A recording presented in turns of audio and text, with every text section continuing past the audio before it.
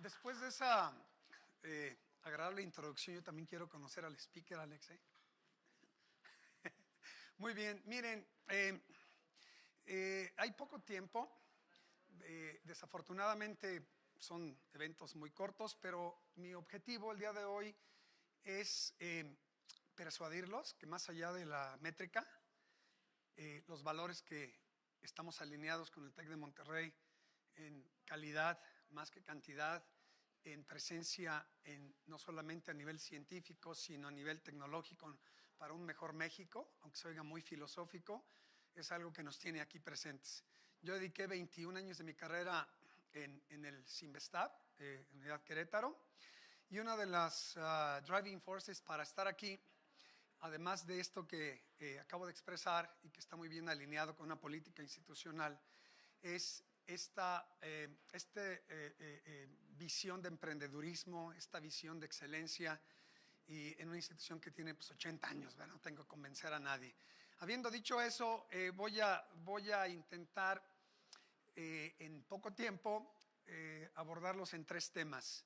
Una parte introductoria hacia cómo está el mundo, cómo está México en nanociencias, nanotecnología, con una breve historia de cómo ha evolucionado en México. Es importante que vean y tengan esa métrica. Pasaré a algunos detalles más científicos donde considero que hay un fenómeno interesante, no resuelto, desde cuestiones de utilizar teoría clásica para describir un mundo que está hacia lo cuántico, donde pues ahí se borra a veces la percepción de la realidad con todas las especulaciones teóricas, y en específico hacia un problema en la formulación de nanocompositos, donde la matriz principalmente es un polímero natural o sintético, polisacáridos, proteínas o algunos otros polímeros de diferente naturaleza, donde intenta uno dispersar con diferentes medios físicos o un poco más sofisticados, desde láser y otro tipo de tecnologías, pero que al final la apropiada combinación de esa mezcla de algunas nanopartículas creo que se ha malbaratado al pensar que el mezclarlas a través de diferentes procesos es suficiente. Y después llega un poco la desilusión de que el desempeño y funcionalidad de ese nanocomposito no es el que se esperaba. No tengo las respuestas, quiero comentarles y persuadirlos que puede ser una forma de aproximar algo que les quiero comentar a través de algo que es fenómenos de percolación, de forma muy genérica. Y al final voy a dar una breve semblanza de lo que estamos intentando detonar desde el instituto, desde Querétaro, donde me encuentro actualmente adscrito, y algunas potenciales colaboraciones. Soy nuevo y quiero tomar ventaja no solamente de platicarles brevemente lo que acabo de decir, sino ver si podemos conectar, y estoy a sus órdenes. Ahorita hay más tiempo, ¿verdad? Ya después no tanto, entonces no es por presionarlos, pero sí, vamos a hacer colaboración de una vez, Alex. Bueno, esta es una foto de mi instituto. No voy a gastar mucho tiempo. Nuestro director es el doctor Arturo Molina, está aquí. Él es el principal responsable de sus niveles de persuasión de estar aquí. Entonces le agradecemos donde quiera que esté en este momento la oportunidad de estar aquí con ustedes. Son varias líneas de investigación, pero la visión está hasta arriba, no se las voy a leer. Me voy a ir un poco rápido, pero quería no dejar de lado la cultura en la que me estoy embebiendo. Y quisiera revisar algunos datos importantes. Hay varias instancias, el World Economic Forum, la UPAC, y hay otros foros científico-económicos que nos dicen dónde van las tendencias. Sin duda aquí pueden apreciar baterías, el litio tiene un boom, pero irónicamente todavía ni siquiera está súper comercializado y esperemos no sea cierto, pero está cayendo un poco el hambre de litio, si es que algunos descubrimientos en baterías de iones duales, más baratas y de más alto desempeño, no sé si se dieron cuenta en las noticias ahora en las heladas en Estados Unidos que se burlaban de muchos carros eléctricos que por las bajas temperaturas, aunque tenían carga, ¡pum!, se murieron. Hay muchos retos y eso sin duda queda ahí. nada que volver a recordar la cuestión de desperdicio, reciclado, net zero waste, lightweight materials, etcétera, etcétera. Bueno, para un poco endulzarles la vista, sin que sea un ofensivo, me gusta siempre hacer esta animación de a qué me refiero con nano, pero con el objetivo de llegar a un comentario, no nada más así. Voy a dejarlo pasar, es una mosquita y lo que aparenta un ojo y ahí nos vamos. Y hasta ahí llegamos hasta antes de esta fotografía. Hasta ahí nos da la percepción de espacio-tiempo, de imagen y ya no más. Y más adelante pues es una especulación, es una caricatura, porque las cuestiones cuánticas, principio de incertidumbre de Heisenberg, ecuación de Schrödinger y todas las cuestiones cuánticas, por eso decía hace rato, es un mundo bizarro, qué es espacio, qué es materia, pues ahí está todavía en discusión. Y está muy interesante la especulación teórica de unificar las 4 fuerzas fundamentales de naturaleza, que fue el sueño de Einstein, y se murió sin ese sueño y no se ha resuelto, ¿verdad? Entonces está muy emocionante, ahí los físicos nos pueden ayudar un poco a entender. Me dijeron que me quedara hasta aquí. Y bueno, aquí voy. Miren, en toda humildad de rigor, considero que se ha abusado los que somos advocates de la nanotecnología en sintetizar, en mostrar micrografías, características de objetos nano de cierto tamaño en nanómetros, y ya soy nanotecnólogo por definición. Considero, con base en la norma ISO, que define que cualquier objeto nano es tal el cual de 100 nanómetros o menos. Pero esa es una definición muy esotérica, pero pues se tiene que empezar por algo. Las normas de regulación en espectroscopías, en cuestiones de átomos fríos para hacer mejores precisiones de mediciones en distancia, tiempo, etcétera. Hasta eso ganó el premio Nobel hace un par de años alguien del NIST en Maryland por esas cuestiones. Pues va muy avanzado, pero mientras no se resuelve, la norma mundana, comercial es cualquier objeto es nano, menos de 100 nanómetros, pero eso no dice nada. Y si vemos la semántica, pues 100 nanómetros es 0.1 micras, entonces pues es nano, es micro, para empezar. Considero que la funcionalidad debe dominar por encima de las size features, porque de otra manera pues no vamos a lograr nada. Esa es una percepción muy propia y está sometida a escrutinio. Y me refiero a eso porque es una manera, creo que fácil, de poder hacer una especular si estoy teniendo un comportamiento diferente a un composito macro, normalito, tengo mejores propiedades eléctricas, mejores propiedades mecánicas, mejores propiedades de aislante, pues puedo especular que sí estoy haciendo algo diferente al otro.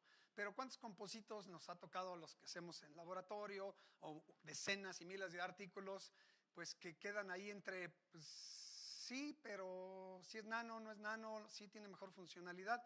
Siento que una prueba contundente, al menos desde el punto de vista práctico y que pueda ayudar a las normas comerciales, es que tenga una funcionalidad diferente. Esa es mi visión de forma muy breve. Bueno, estamos todos muy emocionados que la nanotecnología pueda ser una driving force comercial. Yo creo que sí lo está haciendo. ¿A qué nivel como los anteriores? No lo sé, pero todo lo de electrónica flexible, semiconductores, chips, que está detonando aplicaciones fantásticas, sin duda. ¿Comercialmente logrará hacerlo? Probablemente sí, pero yo creo que todavía no estamos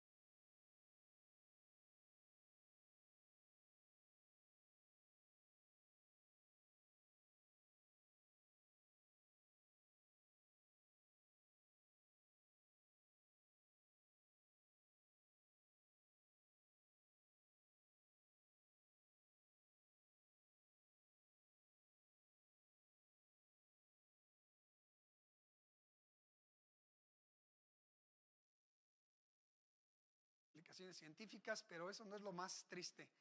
En patentes, bueno, lo paso rápido porque no venimos a deprimirnos, es viernes. Perdón, voy a tomar un poco de agua si me disculpan. Y en este sentido, la historia de la red de nanociencias de este país, aquí se las pongo más o menos en blanco y negro. En toda humildad de rigor, el TEC de Monterrey siempre ha estado presente. El doctor Alex Elías, el doctor Oscar Martínez, algunos colegas del Instituto de Obesidad, Gerardo García. Si pierdo algún nombre, discúlpenme, pero en ese momento nada más conocía a los que nombré. Hemos sido parte y pues está en el congelador, ¿verdad, Alex? Esperemos que esto se retome en algún momento. Bueno, ¿cómo está México? Hay más o menos, este sí está actual, hay alrededor de, creo que son como 600 estudiantes donde tiene algo que ver con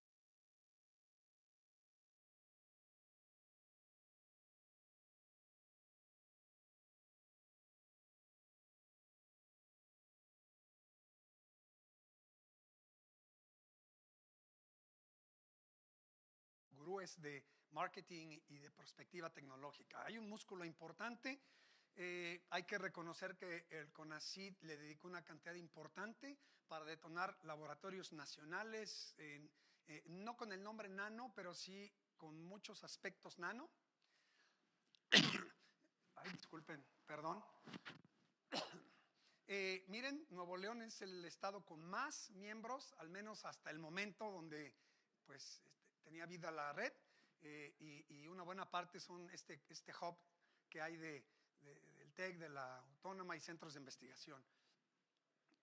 Y más o menos de forma genérica son las áreas que detectamos en México, y queda claramente que la industria de la transformación sigue siendo un medio no solamente científico, sino que nos da de comer. Y cuestiones muy importantes. Lo paso rápido. No se espanten. ¿Qué tiene que ver eso con...? Voy a cambiar de chip. Bueno, permítanme hacer una digresión permanente. Espero entiendan la broma práctica. En este sentido, hay un problema y un reto en los compositos a nivel nanométrico, principalmente donde la matriz es un polímero, no aplica necesariamente. Y voy a aproximarlo con algo que se llama teoría de percolación. Percolación, híjole Mario, gracias. Disculpen, es como una cuestión alérgica, ya lo noté. Gracias, estimado Mario. Bueno, es una palabra griega que es como pasar a través de, y este mecanismo de percolación es muy importante y está presente en todas nuestras vidas. Suena exagerado, pero no lo es así. ¿Cómo podemos purificar agua a través de una membrana? Porque hay un proceso de percolación. ¿Cómo puede conducir a la electricidad algo? Hay un problema de percolación. ¿Cómo podemos tener un material mecánicamente estable? Pues que el esfuerzo mecánico no percole, ahora ahí no queremos que pase para que reciba.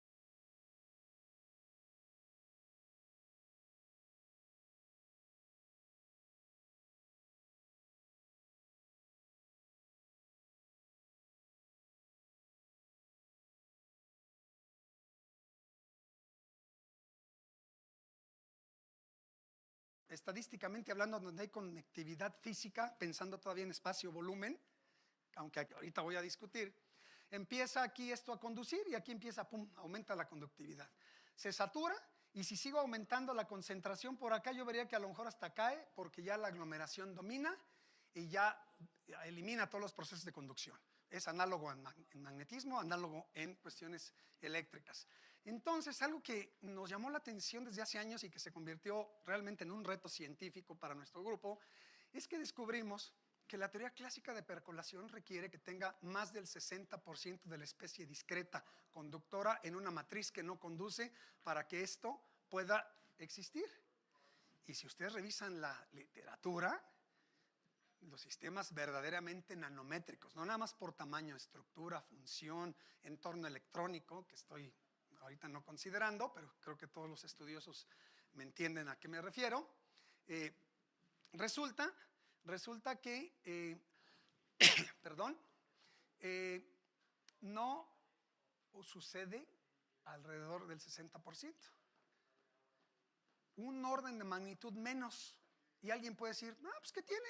Bueno, con un orden de magnitud menos no hay una conectividad clásicamente pensando de esa fase discreta que permita la conexión. Entonces, ¿qué está pasando? Bueno, esa es una pregunta que me gustaría intentar responder. Resulta, esto es de hace años, diferentes nanopartículas de plata, oro, pero fíjense que hay varios oros y varias platas que son diferentes fuentes, estados de oxidación. A veces pensamos que tenemos nanopartículas de algún metal, pero pues habrá que ver si hay especies iónicas, hay especies metálicas, o sea, cero.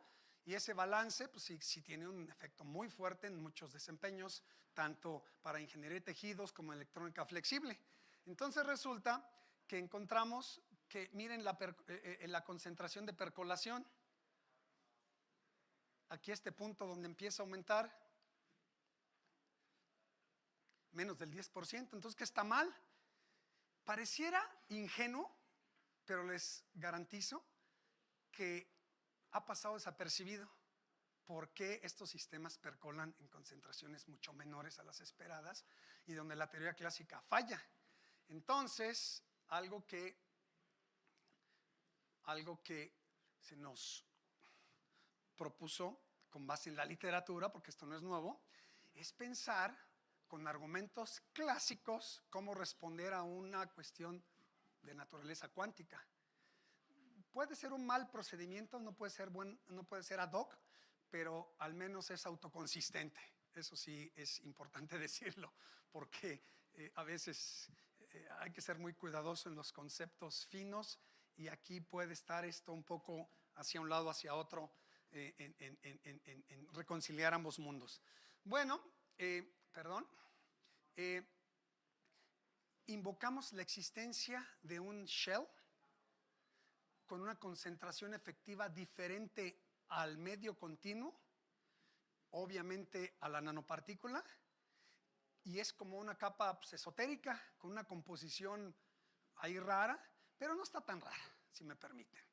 Las interacciones me indican que si tengo la superficie de la nanopartícula correctamente condicionada con grupos alcoxi, hidroxi, exacerbo la densidad plasmónica y tengo una matriz ad hoc con ciertos grupos funcionales que pueda orientar con los métodos correctos de mezcla, o lo hago desde la síntesis o mezclas físicas, puedo promover interacciones. ¿Y esas interacciones cómo son? Pues es en la interfase, ¿verdad? O sea, tampoco es del otro mundo. Entonces, en esta manera estamos proponiendo que existe un shell efectivo y les tengo buenas noticias. Bueno, me echo porras, ¿verdad? Sino quién.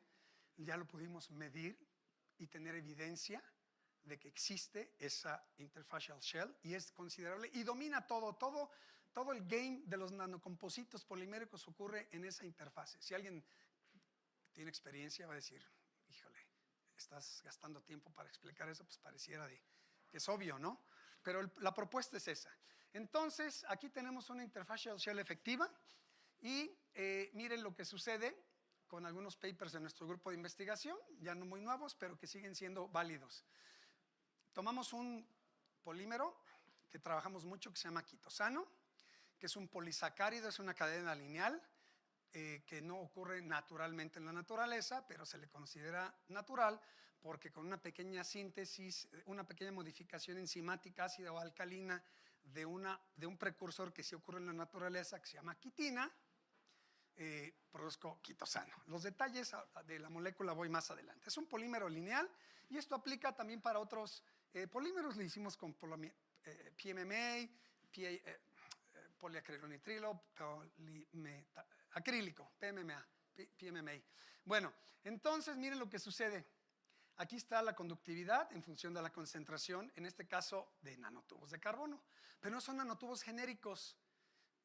Disculpen mi insistencia, pero sé que hay algunos estudiantes y mi mensaje es en especial a ellos. Si yo compro de Sigma Aldrich o de alguna casa de alta reputación, es importante no solamente darse cuenta qué material es y hasta donde sea posible hacer una caracterización in situ. Los nanotubos de carbono, que ya son baratos, vienen con grafito, vienen con algunas otras sustancias que no deberían de estar, lo reporta Sigma Aldrich. Generalmente, ¿qué hacemos en el laboratorio? Un lavado ácido nítrico, sulfúrico, 70 grados por 1 hora y le remuevo. Pero resulta que eso induce defectos, destruyo las enlaces SP, SP2, abro la estructura, carboxilo, hidroxilo. No hemos visto que haya carboxilación, más hidroxilación. Eso lo hemos detectado. Entonces corrijo, más hidroxilación, dobles ligaduras. Y ya no es un material tan como el que yo pensaba de la historia de que sea un nanotubo de carbono. ¿Eso es bueno o es malo, dependiendo de la aplicación? Miren lo que sucede y esta gráfica me sigue emocionando al describirla. Si yo tengo, aquí le pusimos funcionalizado, los nanotubos de carbono tratados en el laboratorio, dobles ligaduras, hidroxilado, hay una destrucción del tamaño, lo hemos visto por TM, son más cortos. Hay una propensidad a los grupos amino primarios del quitosano y grupos OH del quitosano para tener una interacción fuerte. Siendo los nanotubos altamente conductores de la electricidad, no conducen, es un pseudocomponente puro, si me permiten la exageración, no conduce. Y tiene unas propiedades bien interesantes desde el punto de vista hacia electrónica flexible. Utilizo los nanotubos crudos como vienen y veo la teoría clásica de percolación. Entonces, esas sutilezas son muy, muy drásticas para el desarrollo de materiales funcionales e inteligentes. Por eso el título de mi plática es hacia tener una pequeña discusión sobre aspectos de percolación, que ha sido una forma, es una manera de poder aproximar este problema. Bueno, me voy a seguir. Es un modelo de 3 fases. El modelo ya está descrito desde hace 80 años, sin embargo, la parte sutil y de los parámetros que tengan sentido físico y que no salgan negativos, y así lo reporto porque así salió el ajuste, pues no es tan así, ¿verdad? No es tan así. Entonces, bueno, voy a pasarme a la que sigue y ahora sí voy a dar un pequeño switch. ¿Cómo diseño materiales inteligentes? Y es el reto. Con este conocimiento, que espero haberlos convencido de que es una posibilidad que a través de teoría de percolación pueda hacer un diseño, si no correcto, pero sí inteligente, de algunas funcionalidades que busco, sin descuidar aspectos de entorno electrónico, estado de oxidación correcta, grupos funcionales para diseñar matrices de acuerdo a lo que yo busque como desempeño. Bueno, aquí ya les doy más detalle. Les presento a la quitina, que es el que ocurre en todos los exoesqueletos de crustáceos, está en los insectos, y resulta que también tiene sus detalles. Tampoco me gustaría mandar un mensaje que ya se acabó la historia que quiero construir. Es una advertencia, no se vayan. Bueno,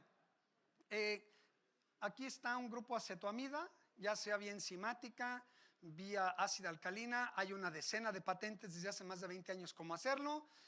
Ya se vende comercialmente. Hay una empresa en California, Kytolytic, que ya te lo vende, grado farmacéutico, en Europa. Y en México hay una superabundancia de desecho de caparazón de la cáscara de camarón. ¿verdad? En la zona de Sinaloa hace años hicimos un estudio y había alrededor de 20 y tantas compañías que tenían desechos de esto. Se veía como una buena oportunidad de negocio, pero bueno, ahí hay otras sutilezas más allá de la ciencia que no ha detonado. Miren la analogía con la celulosa, es de la madera, ¿verdad? Básicamente, miren, es la misma estructura, el mismo backbone. Aquí tengo un grupo acetoamida, aquí tengo un grupo amino primario y aquí un OH, pero los OH siguen permaneciendo. Es fantástica la naturaleza, pero a la vez es retante. Desde el punto de vista químico, así a glance de donde están ustedes, vean la sutileza, pues nada más cambia este grupo por este y por este. Parece como el día y la noche diferente.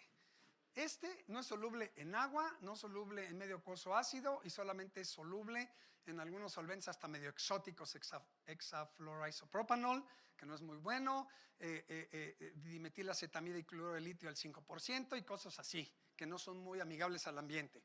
Lo desacetilo, y esto ya es soluble en medio acuoso ácido, en ácido acético acuoso, es típico porque es un ácido orgánico de baja constante de disociación, que tiene ciertas ventajas y es el más socorrido. Y la celulosa, pues este amino primario ya tengo un OH. Desde el punto de vista químico, es apasionante tener en principio un polímero, y si los que son estudiosos un poco de polímeros, espero puedan corroborar en su mente que existen pocas plataformas de polímeros sintéticos o naturales que tengan abundancia de grupos amino primarios en su estructura y OHs. No los hay. Claro, alguien puede decir un aminoácido, bueno, sí, pero nada más tienes un grupo, un end group, un termini y un carboxy, ¿no? Pero aquí hay una abundancia enorme de grupos amino primarios. Y si desacetilo esto en unos 70-80%, pues tengo una abundancia enorme de grupos amino primarios. Y los grupos amino primarios son los más reactivos que nos enseñan nuestras clases de química. Claro, no nos dijeron la otra parte, depende del tono electrónico. En medio acuoso ácido este grupo amino se protona y queda una NH3 y es un policatión el quitosano, que puede absorber un montón a través de quelación, abstracción de hidrógeno, intercambio catónico, y se utilizan muchos suplementos para bajar peso porque atrapa grasas. Lo que no nos dicen es que también se llevan nutrientes, entonces hay que tener cuidado, ¿verdad? Y la celulosa, pues no es soluble en agua. Y es completamente diferente sus propiedades, esta sutileza. Entonces esta plataforma es muy atractiva para tener de forma muy sencilla, porque esto hay 10.302.5 artículos al respecto, pero hemos querido rescatar esta química, estas sutilezas estructurales para diferentes aplicaciones. Bueno, se ha utilizado en un montón de aplicaciones, ya no lo reviso, me lo voy a pasar por favor, pero resulta que el precursor muestra polimorfismo, porque depende de la fuente, y se ha reportado que existe la estructura alfa, que es ortorrómbica antiparalela, y la estructura monoclínica, que químicamente es lo mismo, pero a la vez no es lo mismo, porque entonces depende de qué estructura genere y cuál es mi precursor para producir el quitosano, aunque me lo venden nada más por el grado de desacetilación, pero el origen de dónde viene sí tiene influencia y lo hemos estudiado. Entonces no sabíamos en la que nos metíamos y me sentí como en un precipicio de caer más y más y más, y ahora ya no sabemos cómo salirnos. Bueno, en toda humildad de rigor, salió en un grupo de Sakura en Japón hace unos 15 años la posibilidad de la existencia de una estructura gamma, y decía que era una mezcla de la alfa y la beta. Voy muy rápido. Saito y Sakura. Bueno, entonces pues resulta que voy a poner esto aquí para darle el crédito al doctor Andrés Garay.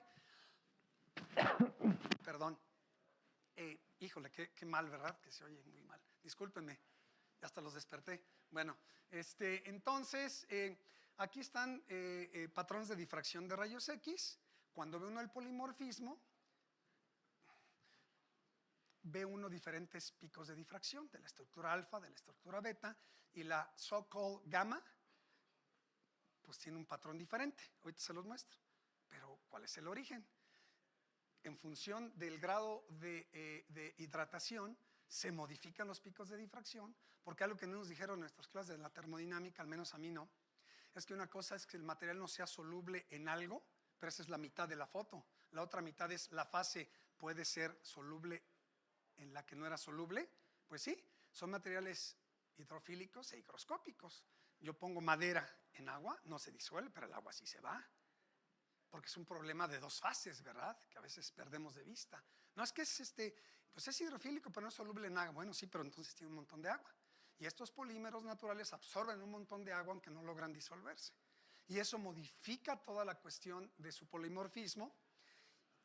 Y la mayoría de los experimentos de estos polímeros, pero también de otros sintéticos, hemos hecho este mismo approach para PVA, para PMMA, para poliestireno, más en la parte científica básica de entender mecanismos de relajación, hemos visto lo mismo. Entonces, dependiendo del grado de hidratación, puedo manipular la estructura. Y resulta que miren, aquí está la quitina alfa, es un ejemplo, y la procesamos, es antiguito, pero quise para darles un sabor de cómo se ven estas estructuras, lo procesamos y se hizo una fluffy material, pero vean, con procesamiento lo hice amorfo, al menos genéricamente hablando. Entonces tengo un material que es polimorfo, que depende de la fuente, que depende del grado de hidratación y que el procesamiento puede decir que se vaya a un lado y a otro. ¿Y cómo vivo con ello para tener un material consistente? Y esto lo digo con toda prudencia. Una buena parte de esta necesidad de investigación fue por la alta irreproducibilidad de algunos artículos científicos, no haciendo un lado deshonestidad, no. En la parte fría, investigadores, y vimos muchos, no tenían cuidado con ello. Pensamos, estoy exagerando, pero no, así fue la cosa. Bueno, pues nosotros con un disolvente análogo a líquido iónico hicimos la propuesta, en toda humildad de rigor, la publicamos en esta revista muy relevante en el área, y aquí está, les presento la cara de la estructura gamma, que no es una suma del alfa más la beta, así genéricamente hablando, tiene otra estructura, y aquí están los patrones de difracción de rayos X. Bueno, ya casi termino en la segunda parte para entrar a la última. Todo esto tiene implicaciones a nivel obviamente molecular. Más bien, déjenme refrasear. A nivel molecular, la huella de lo que pasa es macroscópicamente lo que acabo de escribir, exactamente lo que dije, pero al revés. Y algo que nos interesó es que el movimiento de segmentos, de grupos laterales, porque si cambio el entorno electrónico, piensen en un grupo amino primario, lo disuelve medio acuoso ácido, el amino primario se protona, pues tengo un NH3, eso cambia la rigidez del CC bond, del backbone de la cadena, claramente. Y aquí el doctor Bonilla, me da gusto verlo, sabe exactamente a qué me refiero en el backbone de las poliolefinas y cómo le afecta a la reología. Entonces, los local main chain, movimiento, y bueno, tengo iones. Cuando yo disuelvo quitosano de un polisacárido, no es una solución física. Hay acetato de quitosano y muchos polímeros, a veces perdemos de vista que estoy generando nuevas especies. Entonces, la risa que me da es porque lo aprendimos nosotros de la forma dura, ¿verdad? Entonces, ahora quiero explicarlo para no cometer los mismos errores. Bueno, nosotros tuvimos, déjenme regresar, nosotros nos investigamos esto y hay algo en termodinámica básico de polímeros que es la temperatura de transición vítrea. Es un tema esotérico desde el punto de vista de no reconciliar al día de hoy, y no solamente en polímeros, la naturaleza dinámica y la naturaleza time independent termodinámica de esta transición. La transición la teje de acuerdo al criterio de Gibbs-Di Marcio. Termodinámico es que la entropía es cero en la TG, en la glass transition. ¿Y cómo lo defino? Como la segunda derivada de la entalpía con respecto a la temperatura. Y segundas derivadas geométricamente que son, colegas, puntos de inflexión. cuando hago un termograma es muy agradable del libro de texto ver la TG del poliestireno, del PPMA, y lo veo dependiendo cómo defina exo o endo, el calor en función de temperatura, sea entalpía, temperatura, pues veo un punto de inflexión y tengo un programita que construye 2 líneas operacionales y ahí está mi TG. Pero en estos materiales no se ve. Y lo peor de todo es que veo patrones de difracción de estructura cristalina, no, o sea, una transición de primer orden, la TG es una de segundo orden o pseudo segundo orden, su naturaleza es muy diferente, una asociada a la parte amorfa, otra a la parte asociada a la parte cristalina, y resulta que si lo caliento para ver la melting point, se degrada antes de que lo vea, entonces es cristalino, pero nadie ha podido medir y pues no se va a poder medir, pero sé que es cristalino. Entonces el punto es que hace años hicimos algunos estudios a través de percolación eléctrica y mecánica para poder determinar mecanismos de relajación en este tipo de polímeros. Aquí se los puse nada más así, pero si alguien tiene más interés, tenemos unos 5 o 6 artículos en el área. Bueno, ¿cómo manipulo y cómo, desde mi perspectiva, que está a escrutinio, sin duda, como científico, creo que ahí nadie se ofende al que diga no estoy de acuerdo, lo discutimos, cómo este entendimiento de percolación para que me lleve al diseño de materiales funcionales inteligentes, que es el sueño, cómo combino eso con conocimiento a nivel molecular, polimorfismo, interacciones moleculares, cómo lo hago en el laboratorio. Mi approach es muy silvestre, wet chemistry. ¿Podemos tener cierto nivel de manipulación? Sí. ¿Hay cosas que no puedo hacer con técnicas así? Claro, y habrá que buscar otras estructuras, ablación láser, Petal Shell Growth para algunas estructuras y cosas más avanzadas, pero mi objetivo inicial es tener un mejor entendimiento y revisitar conceptos ya existentes y autoensamblarlos de forma coherente y hacer una propuesta. Miren, también lo que sucede. Aquí tenemos, no voy a discutir los detalles químicos, si me permiten, si les dejo que lo vean un segundo mientras yo sigo hablando.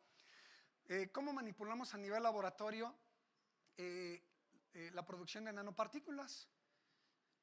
Pues también es un reto si no tenemos cuidado. Wet chemistry pareciera tan sencillo y obvio de mezclar, que así lo veo yo a veces, pero no es suficiente.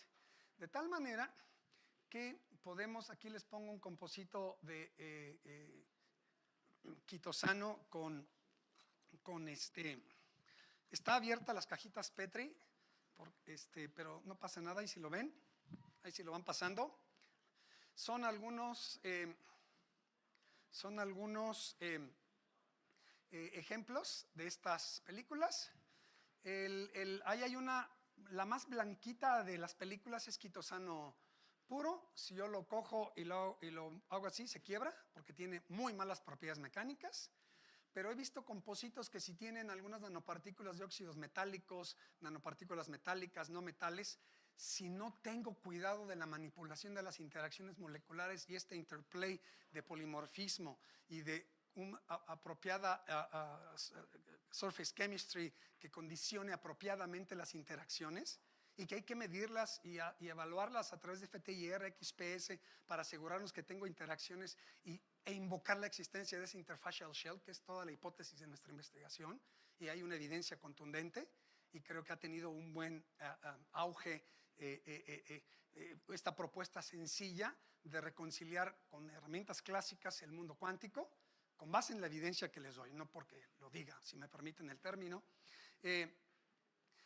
Pues puedo tener compositos que tienen mejores propiedades mecánicas, térmicas, de percolación de vapor de agua, etcétera, y eso lo hemos hecho. Me voy a pasar un poco aquí rápido, pero miren lo que sucede. Al cabo creo que ya tuve su atención de la gráfica de conductividad contra concentración. Pero pueden tener aquí módulo mecánico, módulo magnético, resistividad con concentración, lo que quieran, en principio invocando el principio de superposición en el espacio-fase. Busco la interacción correcta materia-energía, de encontrar las frecuencias naturales. Si el impulso es eléctrico, pues busco que empate con la respuesta natural. del intervalo de medición. Si no lo hay, pues me voy a otra técnica, ¿verdad? Por eso no hay técnicas absolutas, pero básicamente estoy empatando frecuencias naturales para poder observar, y es la base de todas las espectroscopías vibracionales. Entonces, miren lo interesante, dependiendo de los métodos que les presenté ahí muy rápido de síntesis, de química húmeda, pero que si lo hago inteligentemente, con conocimiento de causa, miren cómo aquí el método 1 y 2 tiene la parte clásica. Sin embargo, si me permiten, imagínense aquí una tangente y otra aquí, y de forma operacional esto percola alrededor del 1%. Pero esta de aquí, este método 1, aquí y aquí, esto percola alrededor del 3%. Entonces, no todas las nanopartículas, aún con el mismo método de síntesis, aparentemente tiene esa misma concentración. Y ahorita llego, ¿cómo uso esa concentración de percolación? ¿Para qué me sirve? Y es una propuesta que les comento en un momento. Y miren, el otro método 3, hasta baja la conductividad. Esto habla de una súper, si me permiten la exageración, para efectos de plática, no científico, hay una super opresión de nanopartículas metálicas que no conducen, y hasta de hecho cae un orden de magnitud por las interacciones tan fuertes, análogo a los nanotubos de carbono funcionalizados, donde pues se quedaba flat, no conducía nada, y eso que tienen nanotubos. Entonces puedo en principio manipular ese fenómeno. ¿Para qué me sirve? Ahora voy.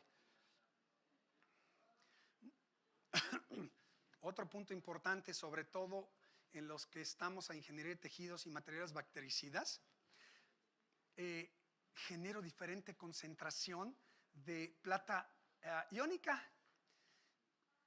No sorprendente que haya plata iónica. Si estoy hablando de reducción química, solamente tendría que utilizar en forma práctica borhidruro de sodio y un agente reductor muy fuerte para pasar mi precursor de plata y pasarlo a plata cero. Pero como esto lo quiero para grado médico, grado biomédico, utilizo agentes reductores más suaves, citrato de sodio, ácido cítrico, el mismo quitosano en medio aquoso ácido es un medio reductor suave sin necesidad de un catalizador. Pero eso produce, hay un precio, eso produce que la reducción no sea completa, y entonces tengo un balance de plata 0 y plata más 1. Pero a través de XPS, que hicimos muy fino, también vemos que en el intermedio hay especies no estables de plata más 2, y eso nadie nos debe de espantar. Digo, vemos en la tabla periódica plata 0, plata más 1, que son estados de oxidación, pero hay otras especies un poco menos estables. Entonces, dependiendo de ese plata, del balance de plata más 2, plata más 1 y plata 0, que lo puedo producir desde química húmeda, y eso fue honestamente algo que nos sorprendió, tener ese nivel de control con técnicas tan sencillas, del cual hasta toma uno placer de poder hacer eso. Genera uno diferentes concentraciones de plata iónica. ¿Y eso para qué sirve? Miren lo que sucede. Está muy interesante. Este es el número de formadores de colonias, bacterias en medio líquido. Así me lo explicó mi colega microbióloga. Imagínense, tiene un medio líquido con nutrientes. Agrego mi composito y veo con algunas mediciones establecidas cómo caen las bacterias, ¿no? Para ver su efecto bactericida. Perdón. Miren, esta línea punteada es una guía al ojo. Ese es el 99%, y no estoy exagerando, de artículos reportados de plata en diferentes formas, su efecto bactericida. Es decir, le pongo más plata, mata más bacterias, dejen de ponerlo en forma silvestre, pero nosotros encontramos que hay un máximo poder bactericida, un mínimo en pero si me permiten la analogía, el máximo poder bactericida, porque entre esto más caiga, pues que hay menos bacterias, y después pierde efecto. Nos tomó 15 revisiones y casi 2 años de discusión con editores de esta revista, porque no nos creían. Y nosotros dijimos, no, sí es, nos ayudó mucho cuando lo tomó uno de forma positiva la autocrítica. Obviamente no nos quedamos haciendo ese artículo, ¿verdad?, sino más cosas. Y el chiste es de que pudimos convencer a la comunidad científica que hay un máximo de poder bactericida. Entonces la moraleja es, no le agregues más de lo que mata, porque no es suficiente, ¿verdad? Y fíjense lo interesante, ¿no se parece esta concentración? Me voy a ir hecho la raya, vean el mínimo. Me voy a ir hecho la raya, más o menos aquí. Hago la pendiente aquí operacionalmente. Otra. Coincide en más de 10 investigaciones con quitosano, quitina, PMMA, poliestireno, con plata y con otros metales, donde la concentración de percolación eléctrica, y también tenemos estudios mecánicos, un poco menos, no tenemos tanto acceso, coincide con el máximo poder bactericida. Pero esto lo llevo más allá, hacia cuestiones de detección de cationes y aniones. Y ahora sí ya moví bien rápido, Alex.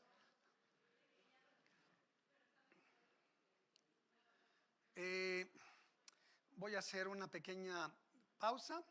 Este es un problema de salud muy serio en México. Ahí están los datos, por favor, véanlos.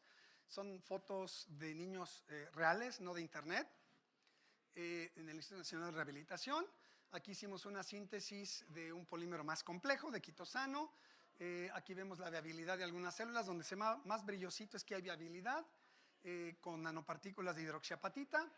Se tomó una muestra. Esto está interesante, déjenme describirlo de forma muy cualitativa. Aquí están osteoblastos. A una semana, en 2 semanas sí forma un tejido, hay orientación. Los que hacemos un poco de eso sabemos que no es suficiente viabilidad de las células, sino que haya un cierto ordenamiento para que eso genere tejido. No es suficiente nada más. Lo logramos. Y aquí esta tinción de foncosa, donde haya más negro, es que hay más calcio si hay una fijación. Y a través de esta técnica, ¿cómo se llama? Citometría de flujo. Me iba a referir a ti, Elda, perdón. Citometría de flujo. Vemos los marcadores de que si hay una osteogénesis de osteoblastos, están pasando a osteocitos. Y esto lo estamos transfiriendo, ya se transfirió al Instituto Nacional de Rehabilitación. Otros compositos con oro, utilizando esta misma racional. El oro es muy interesante porque el oro, hay oro +3, oro 0, y todos decimos que es superinerte, pero en condiciones de constraint nanométrico hay una exacerbación de plasmones, que son electrones superficiales, y eso hace que sea un medio altamente reductor. El oro, alrededor de 10-20 nanómetros, pero con estructuras correctas, no nada más tamaño, Aquí pudimos hacer una regeneración en quemaduras, tipo 2. Aquí están los detalles médicos, pero la parte más relevante es que hubo una cicatrización no queloide, y eso es muy emocionante. Cuando los patólogos nos interpretaron esto, se fueron, dice, oye, esto no se me queda una marca. El mecanismo por el cual, no lo sé, queda como un dato emocionante. Bueno, hemos desarrollado un sensor de glucosa con nanopartículas, nanoalambres de plata, con el par enzima sustrato, glucosa oxidasa con glucosa para sangre humana. Ahí se ve más o menos los nanoalambres con método electroquímico. Así se ve la caricatura. Tenemos aquí el elemento de medición, los nanoalambres con quitosano, el par enzima sustrato. Está toda la parte enzimática que nos ayuda un colega que le sabe esto. Estos son nuestros benchmarks. Tenemos una alta sensibilidad, tenemos un intervalo de operación más corto, y hemos utilizado estos mismos conceptos para diseñar electrodos para la determinación de nitritos, de flúor, de cationes y de aniones. Con la misma filosofía diseñamos nanocompositos, así como se los platiqué. Tenemos un sensor de oxígeno. Y lo último que estamos haciendo son nanomulsiones para cuestiones de cáncer, con ayuda de los postdocs. Hay muchos retos termodinámicos. Estamos haciendo mucha investigación de curcumina, resveratrol, CBD sintético, ácido betulínico. Estamos muy agradecidos por los apoyos. Y si me das un minuto, no quisiera dejar esto de lado. Estamos colaborando muy de cerca con el grupo del Instituto de la Obesidad para las nanomulsiones con CBD, para curcumina, resveratrol.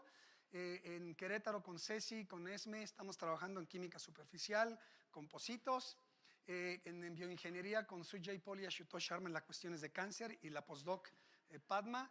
Esto estamos desarrollando Lab on a Chip en un proyecto con este colega. Ellos dos estamos colaborando en Lab on a Chip.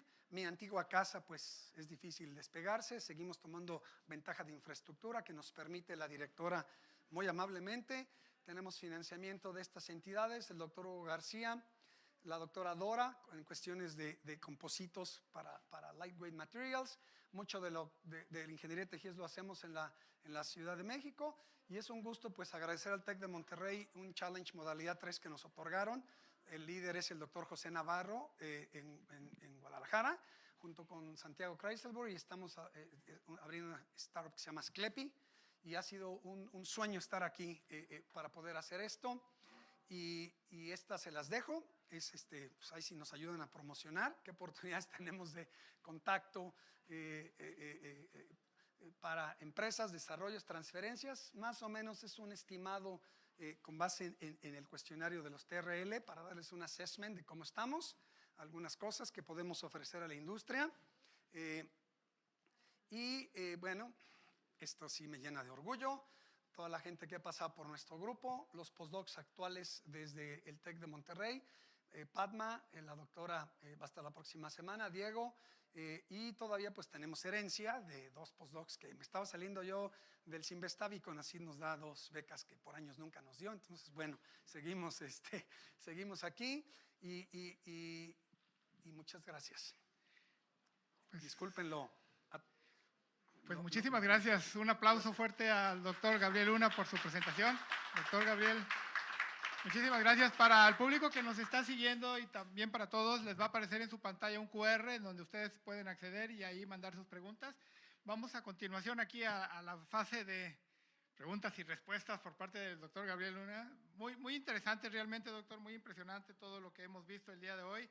Y aquí tengo algunas preguntas del público. Hay una pregunta, viene del doctor Arturo Molina, ¿verdad? Que quiere saber, basado en lo que nos acaba de presentar, doctor, si podemos decir que hay polímeros 100% compostables o siempre habrá microplásticos compostables, no comparables. Yo creo que la respuesta… Gracias, Arturo. La respuesta directa es, as long as we use polymers, siempre va a haber, punto. Así. Ahora, como reto nos corresponde cómo los hacemos, disculpen el término silvestre, más biodegradables, whatever that means, pero que pueda disociarse, haber chain scission en especies no tan contaminantes, pero mientras tengamos una economía basada en el petróleo y tengamos una bolsa de plástico grado supermercado en 5 centavos de peso lo que cuesta versus una compostable que vale 10, 15, perdón por mi pragmatismo, pues ese incentivo económico, mientras no desaparezca, creo que va a seguir. Y yo creo que todos los plásticos de ingeniería, terpolímeros, ABS, para liners de refrigeradores top of the line, para dashboards de autos, defensas que se siguen usando, no veo cómo nos lo quitemos. La falta de educación hacia el ambiente. Ayer participé en una tesis que estoy ayudando en Sinvestav, en la Universidad de California en Irvine, de microplásticos, y en un modelo de pez cebra, y aprovecho la pregunta, no tienen idea que no solamente el microplástico es dañino. De hecho, hay algunos que hasta yo dije, mira, pues no es tan malo con un modelo, pero los lixiviados, las cargas, los productos de degradación potencialmente son más contaminantes que el mismo microplástico. ¿Y cómo los procesa la industria? Con talatos, con cargas para ayudar al procesamiento. En México no hay una norma que para el PET no se tenga el BPO, el bisfenol A. Si lo han visto, y no estoy haciendo publicidad, en algunos termos dice BPO free, pues ese es bueno, al menos si está certificado, pero en México no hay BPO free de origen. Entonces, pues eso lo degradas por cuestiones ambientales o que no tenemos cuidado.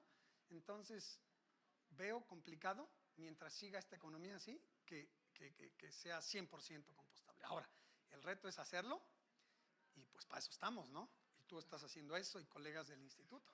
Claro, no, aquí lo importante para el público en general es decirles que sí estamos avanzando, que cada vez alcanzamos un mayor porcentaje para lograr que justamente los plásticos sean compostables. No andamos al 100, pero sí nos estamos acercando y creo que los puntos que comenta el doctor Gabriel Luna son muy importantes. También tenemos que evaluar qué pasa con los residuos, si son o no más dañinos del propio plástico per se. Entonces, todo eso lo estamos considerando, pero vamos avanzando, vamos progresando y eso es gracias al trabajo que se hace aquí en el Institute of Advanced Materials for Sustainable Manufacturing y con nuestros socios colaboradores. Tenemos otra pregunta adicional, la pregunta 2 dice, ¿es necesario hacer métodos de síntesis húmeda de las nanopartículas para poder llegar a un nivel de percolación como el que se presenta? ¿O pueden utilizarse algunos otros métodos y obtener resultados similares? Sí, la respuesta natural es claramente que sí. Mi propuesta es una de muchas. Creo que ahí está el reto de utilizar otro tipo de metodologías. Una metodología más allá de percolación podría ser un estudio un poco más fino de las interacciones moleculares a través de técnicas más sofisticadas en el diseño del material.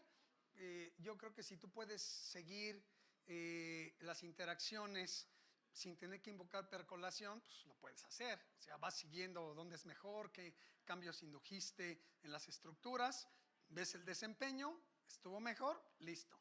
Sin embargo, creo que esta es una forma estructurada de varias de cómo guiar de forma independiente el mejor desempeño potencialmente de tu composito. Pero de que hay otras, pues sin duda. Excelente, doctor, muchas gracias. Vamos a la pregunta 3 acá también del público. Dice, ¿cuáles son los retos tecnológicos a mediano y largo plazo y qué beneficios traerán a la sociedad? Esta es la pregunta de Daniel Reyes, entusiasta del periodismo científico Exatec del Campus Estado de México. Doctor. Bueno, creo que el hambre de la humanidad en tecnología, en mejores productos más rápidos, más ligeros, el sueño de salir de nuestra tierra y de buscar los mismísimos orígenes de nuestra existencia es un planteamiento hasta filosófico, creo que está en nuestro ADN.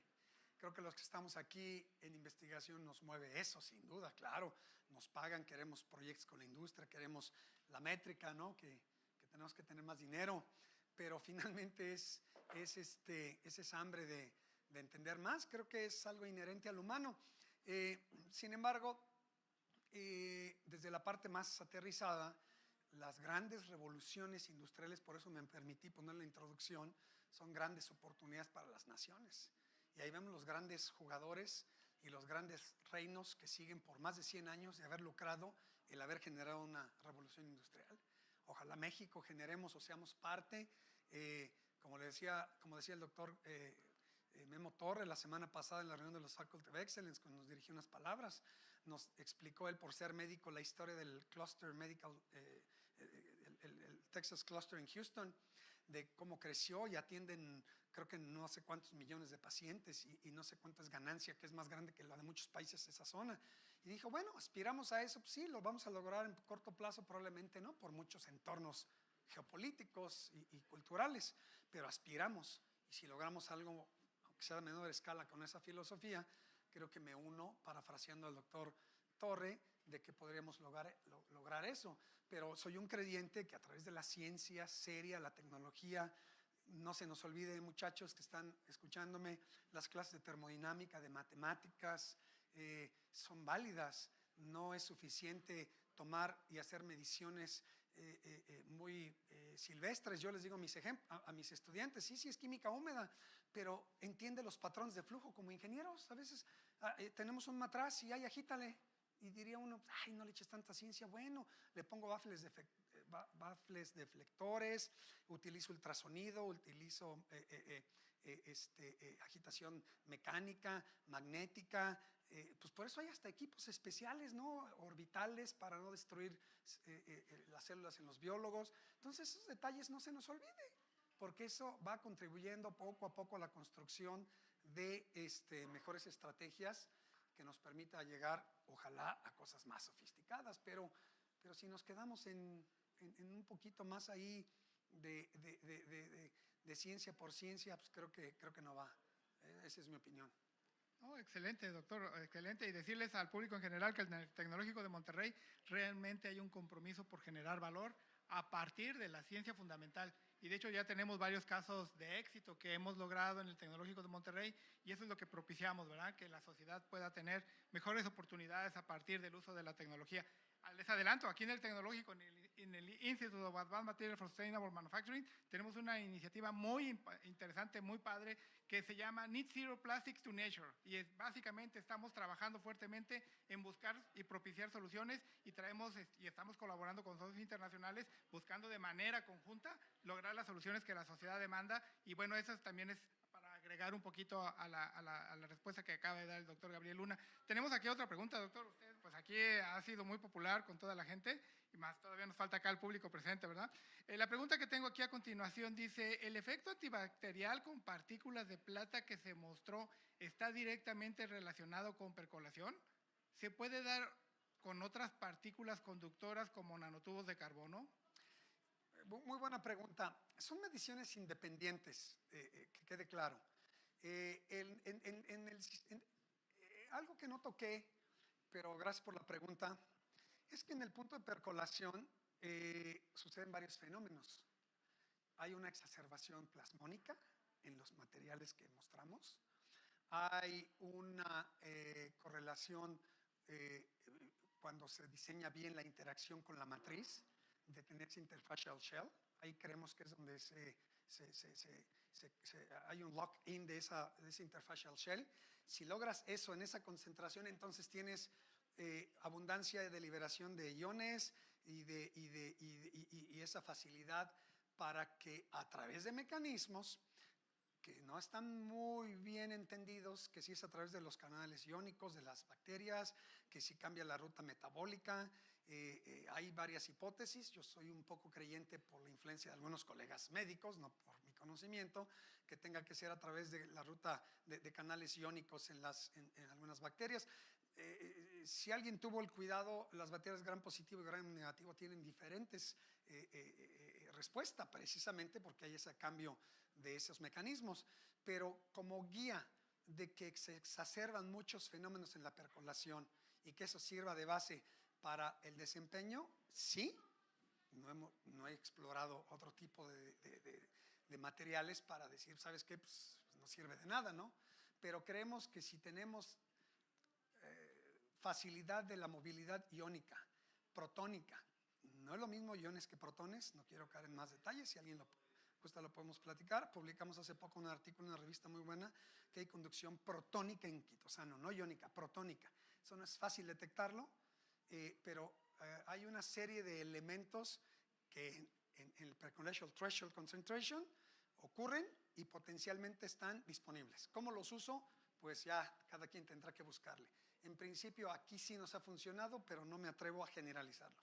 Oh, pues excelente, doctor. Y algo bien importante, no sé si ustedes se dieron cuenta, el doctor encontró, y me llamó muchísimo la atención, que no es la cantidad que hay que agregar para tener el efecto antibacterial, es encontrar el valor apropiado que propicia las mejores condiciones, y eso solamente se logra haciendo ciencia con conciencia, ¿verdad? Y el doctor está haciendo una ciencia sustentable, porque imagínense usar partículas de plata y partículas de oro en este tipo de componentes, pues también tenemos que ser sustentables para también tener productos de costo accesible para el público. Tenemos una pregunta adicional, aquí vamos a cederle al público presente. ¿Alguien que quiera hacer alguna pregunta para el doctor Gabriel Luna? Que todo está muy interesante y sabemos que nos podríamos llevar aquí minutos y minutos y tal vez horas, ¿verdad?